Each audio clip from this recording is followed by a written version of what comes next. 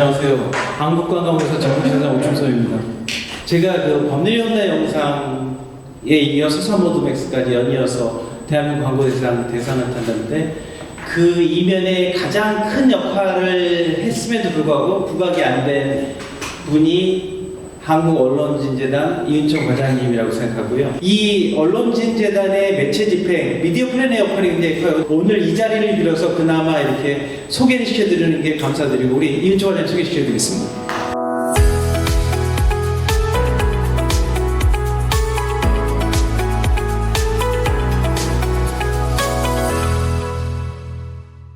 한국언론진흥재단의 이은총입니다. 사실 재단이라고 하면 아마 진짜 모르실 거예요. 이름도 한국언론진흥재단이잖아요. 그래서 언론과 관련되어 있는 사업들을 위주로 한다고 생각을 하시는데 국내 유일의 정부 광고를 하는 기관이라고 봐주시면 좋을 것 같습니다. 미디어를 어떻게 활용하고 그 다음에 어떻게 송출할 거며 그 다음에 잘 송출하게끔 계약을 하고 집행을 하는 이 일련의 미디어와 관련되어 있는 역할들을 이 재단을 통해서 진행을 하고요. 지금 이 이날치 캠페인뿐만이 아니라 여러 캠페인들에 대한 컨설팅들, 그러니까 간단히 말해서 캠페인 구조를 어떻게 구조하고 그다음에 캠페인에 대해서 어떻게 하면 성공적으로 갈 수 있는지에 대한 광고주와의 커뮤니케이션들을 진행하고 있습니다. 광고 대행사에서 하는 역할들은 총 4가지로 크게 나눌 수 있을 것 같아요.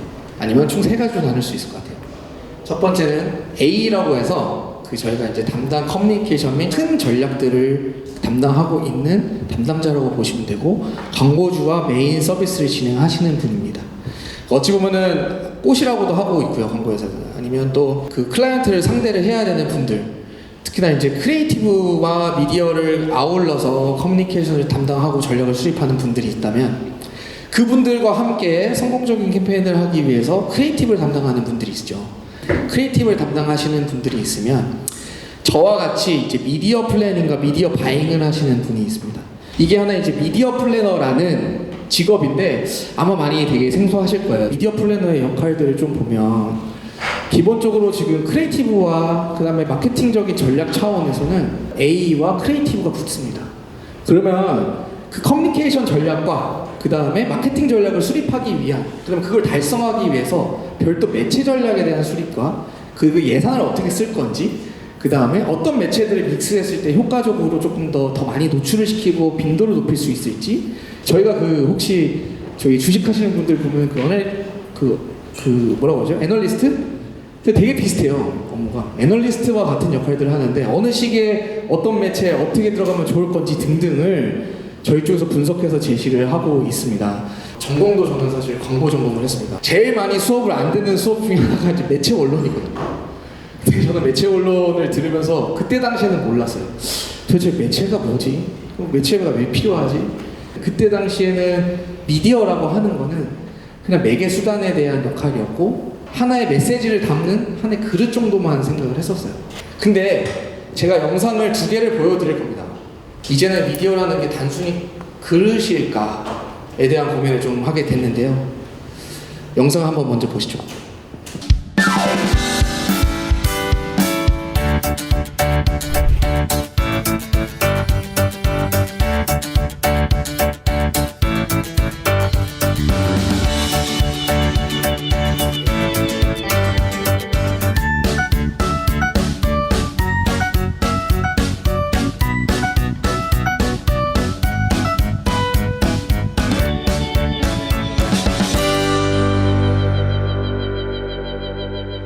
가상현실 제페토라는 분 많이 아시죠? 사실 가상공간 자체도 하나의 미디어예요.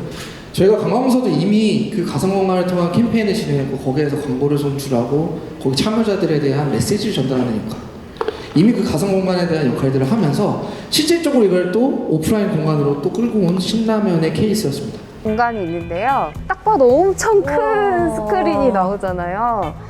여기가 특별한 이유는 스포츠를 좋아하는 나이키 구매자들의 심박을 느낄 수 있는 곳이에요. 심박을 느낄 수 있다고요? 네. 여기서요? 나이키 런 앱으로 내가 얼만큼 어디를 뛰었는지 기록을 할 수가 있거든요. 네네. 그 기록된 게 화면에 실시간으로 반영이 되는 거예요. 여기에요? 지금 어디에 러너들이 얼마나 모여 있고 몇 킬로를 지금 뛰고 있는지, 총 몇 시간을 뛰고 있는지 이 화면에 보이게 되는 거예요. 사회 비평론가이시면서 마샬 맥루한이라는 미디어 이제 학자입니다. 이분이 1964년도에 자신의 미디어의 이해라는 책에서 얘기를 한 게 뭐냐면 미디어 이즈 메시지라는 얘기를 했습니다. 경험들을 이끌고 아까 그 나이키의 사례나 신라면의 사례들처럼 단순히 그릇으로 끝나는 게 아니라 진짜 미디어라는 존재 하나는 여러 가지를 담을 수 있고 메시지를 송출할 뿐만이 아니라 실질적인 경과도 연결시킬 수 있는 그 미디어에 대한 범위가 단순히 송출을 하기 위한 매개가 아니라 더 넓은 범위의 미디어의 역할들이 광고에서는 일어나야 된다라는 생각을 많이 해요. 제가 2020년도에 그 이날치 캠페인을 할 때 저희 그 우 지사님께서 항상 얘기하시는 Everything is media. 정말로 이제는 미디어가 아닌 부분이 없어요. 제가 이제부터는 그 흐름에 있어서 미디어 트렌드들이 어떻게 변했고 그 트렌드를 토대로 지금 변화했었던 광고물들이나 아니면 제가 경험을 했었던 것들을 사례로 한번 좀 쭉 보여드릴 거예요. 이때 당시에 광고 소재를 한번 보여드릴게요. 제가 했었던 캠페인입니다.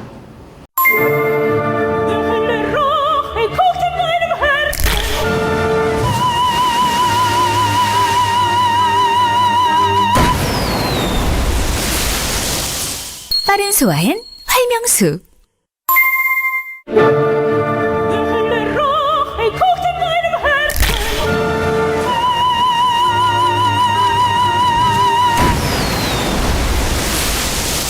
빠른 소화엔 활명수. 옷장 살 때 옷 넣어보고 사는 사람 없잖아. 그런데 왜 꼭 침대는 누워보고 살까? 응? 왜겠어? 침대는 가구가 아니다. 침대는 에이스다. 활명수는 USP가 명확합니다. 소화의 활명수. 정말 명확한 메시지죠. 근데 매체는 왔다 어땠을까요? 그때 당시에 매체의 비중을 보시면 저 캠페인이 둘 다 2013, 2014년도의 캠페인인데요. 그때 당시에는 방송과 인쇄가 거의 주를 이뤘습니다. 제가 경험했었던 가장 재밌었던 것 중에 뉴스데스크 빨리 잡아와. 정말 많이 얘기했었어요. 지금 이해 안 되시죠? 그때 당시에는 TV 프로그램을 어떤 프로그램을 구매하는지가 중요했고요. 그 다음에 어떤 지면, 뉴스 신문에서도 일면 잡는 게 가장 중요하고 어떻게 하면은 저렴한 가격으로 효율적으로 예산을 쓰되 좋은 지면과 좋은 시간대를 구매할 수 있을지에 대한 고민이 되게 많았었던 상황이었던 것 같아요. 저는 스티브 잡스한테 되게 정말 감사하면서도 정말 화가 날 때가 많은데 2007년도에 그 모바일이 등장하죠. 스마트폰이 등장합니다. 제2의 미디어가 바뀝니다. 모바일로 바뀌고 있어요. 지금도 많이 바뀌었어요. 그 미디어 패턴들을 토대로 저희의 매체 전략 수립 또한 바뀝니다. 2018년도부터는 디지털의 예산이 더 늘어나는 걸 볼 수 있습니다. 거의 디지털이 그 모든 시장들을 장악하면서 특히나 이제 모바일에 대한 매체 집행들이 늘어나면서 모바일 시장들에 대한 그 가속도가 훨씬 많이 붙어져 있는 상황인데요. 결론적으로는 그 뉴미디어라고 하는 부분, 그러니까 저희가 모바일을 활용한 커뮤니케이션이라는 부분은 소통과 관계 구축에 있어서 가장 주요한 역할을 한다라고 보시면 되는데, 그러면서 이제 사람들이 미디어를 통해서 얻고자 하는 것들을 실시간적으로 얻을 수 있다. 그러면서 TV와의 일방향보다는 쌍방향적인 얘기들, 그러니까 쌍방향을 넘어서 참여까지 이끌 수 있는 매체가 되다 보니까 이 모바일에 대한 그 니즈들이 점점 더 늘어날 수밖에 없었고요. 특히나 이 모바일이 증가하면서 개인화된 영상을 어느 시간이나 공간에 제약 없이 컨텐츠를 소개할 수 있게 됐죠. 그러다 보니 아까는 제가 레거시 비디오 이즈 킹이라고 했는데 컨텐츠 이즈 킹 시대가 지금 도래했습니다. 정말 중요한 컨텐츠가 결과적으로는 성공적인 캠페인을 이끌고 미디어의 이때 역할은 그 컨텐츠를 어떻게 돋보이게 할 건지 아니면 미디어가 자체가 컨텐츠가 되는 시대가 도래했다고 보시면 되는데요. 그 사례를 하나 보여드릴 건데 예를 들어서 인플루언서들 많이 활용하시죠. 인플루언서가 사실상 어찌 보면 저는 미디어라고 봐요. 실질적으로 인플루언서를 통해서 자신의 브랜드에 대한 소개를 하고 소통을 이끌어내면서 그 브랜드에 대한 가치를 이끌어내는 것 자체가 결론적으로는 인플루언서도 하나의 지금 업계에서는 미디어라고 보는 상황이고요. 제가 예전에 했었던 사례들 중에 하나를 좀 보여드릴게요. France 98, atmosphere de Coupe du Monde, being able to play in front of my family, wearing that jersey in the stadium of the team I supported as a youngster, scoring a goal to be part of a World Cup that has no price at all. 현대자동차에서 가장 주요한 캠페인 중에 하나가 이제 월드컵이라는 메인 스폰서이기 때문에 그 캠페인을 제가 이제 디지털 캠페인을 직접 운영을 했었는데 골닷컴이라는 미디어를 통해서 걔네들이 가지고 있는 채널에 브랜디드 콘텐츠로서 저희가 이제 협업을 하면서 그 앙리아 포돌스키 카프라는 이 레전드를 가지고 이제 콘텐츠를 만들 수가 있었고 이때 그 컨셉은 히스토리 오브 풋볼이었거든요. 그 히스토리의 레전드를 그 모델을 가지고 저희가 브랜디드 콘텐츠를 만들었었던 사례입니다. 이 사례들을 보면 결론적으로는 그 미디어 자체가 결론적인 그 커뮤니케이션에 대한 메시지가 되고 그 다음에 컨텐츠가 됐었던 사례이고요. 이 사례는 많이 보셨죠. 구글에서도 사실 고무적으로 얘기를 할 정도의 캠페인 사례이고요. 그만큼 컨텐츠가 주요했었던 사례 중에 하나로서 이 이너지 캠페인이 있었는데 이때 당시에 미디어의 역할은 하나였습니다. 제가 전략 수립할 때 그 팀장 그때 당시 오 팀장님한테도 딱 하나만 얘기했어요. 저희는 확산만 시키겠다. 나머지 콘텐츠가 알아서 할 거다. 컨텐츠에 대한 믿음이 있으셨기 때문에 미디어 쪽에서 역할은 정말 확산을 시키기 위한 어떤 작업들을 했었던 거예요. A라는 타겟한테 반복적으로 노출해서 이 사람들이 인지를 이끄는 것도 중요했지만 이거는 정말로 바이럴을 일으켜야 되는 소재였기 때문에 한 번만 보더라도 이거 재밌네? 나 딴 사람들 퍼줄래? 라고 막 만들어주는 게 저희의 역할이었었고 그 역할을 하기 위한 매체 전략 수립이 정말 성공적으로 먹혔다라고 생각을 합니다. 이처럼 콘텐츠가 정말 주요했었던 시기가 지나서 지금의 시대에서 그 콘텐츠와 미디어 역할을 넘어 어떤 데이터를 활용해서 운영할 건지에 대해서 우리는 고민을 해야 되는 상황이 됐습니다. 데이터에 대한 얘기들이 사실 화두가 된 지 좀 됐습니다만 저는 그렇게 생각합니다. 이 데이터는 무궁무진하다. 저희가 갈 길은 데이터와 미디어의 융합을 어떻게 끌고 어떤 데이터를 끌고 가서 정말 적점에 있는 우리 고객들한테 메시지를 전달할 건지 역할들을 미디어가 해야 된다. 그래서 마지막 킹은 데이터이즈 킹입니다.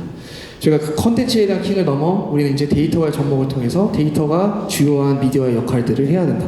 단순히 정보 전달을 넘어서 데이터를 통해서 실질적으로 경험을 이끌고 체험을 할 수 있게끔 역할들을 해야 되는 게 마케팅적으로 변화했다고 보시면 될 것 같고 그때 당시 미디어는 그 데이터의 접목을 어떻게 끌고 갔는지 그리고 단순히 이성적인 관점이 아니라 데이터를 통해서 저희가 실제로 대화와 그 다음에 실제 이 사람들이 감성적으로 우리가 어떻게 접근할 거고 원하는 것들이 뭔지를 파악해서 노출할 수 있는 방안들 이런 것들이 사실상 미디어에 있어서 데이터에 접목하면서 변화되어 있는 관점들이라고 보면 될 것 같은데 이 그 네이버 같은 경우나 지금 빅테크라고 하는 부분들이 사실 데이터에 대한 관심들이 되게 많나요. 특히나 이제 네이버 같은 경우 이 사례를 보면은 날씨에 맞춰서 광고 소재가 달리 나가는 형태인데 날씨 데이터를 끌어다가 그 날씨에 매칭을 시키는 소재들 여러 가지를 만들고 그 소재를 토대로 날씨가 이 날씨 때는 뭐 예를 들어서 다른 옷에 대한 상품이 나간다든지 저희가 사실 파악하기가 어려웠었던 그런 환경들을 데이터 분석을 통해서 매칭시킬 수 있는 캠페인 케이스들이 되게 많이 늘어나고 있는데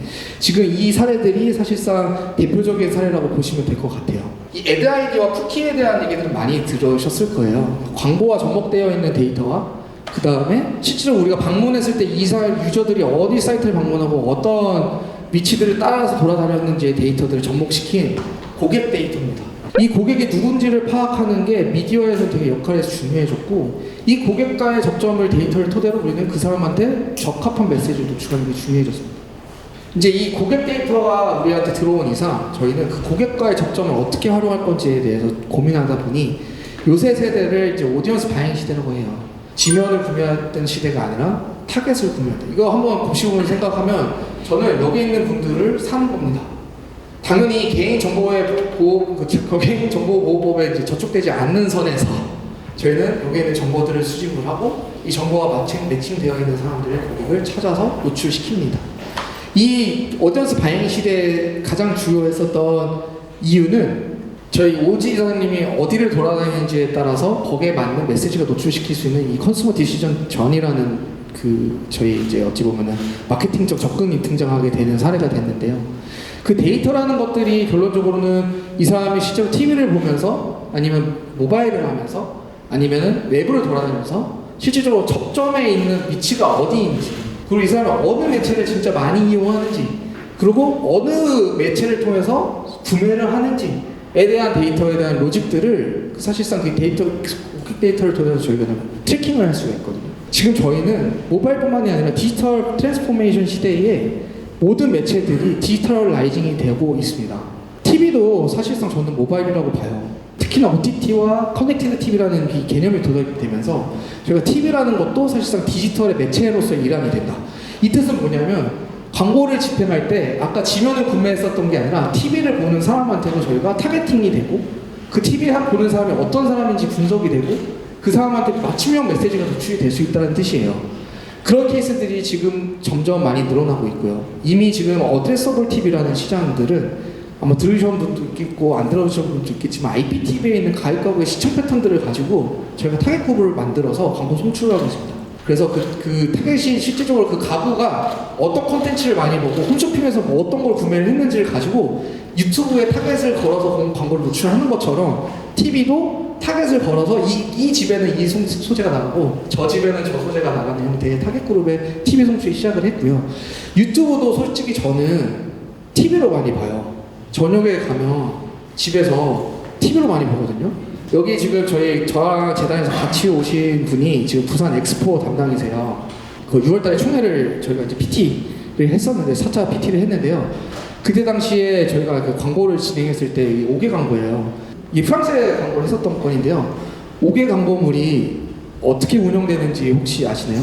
그 사람이 이 지역을 지나갈 때 이 매체들에서 그 트래킹을 합니다. 이 사람이 나는 어떤 사람일 것 같은 사람이야 라고 트래킹을 해요.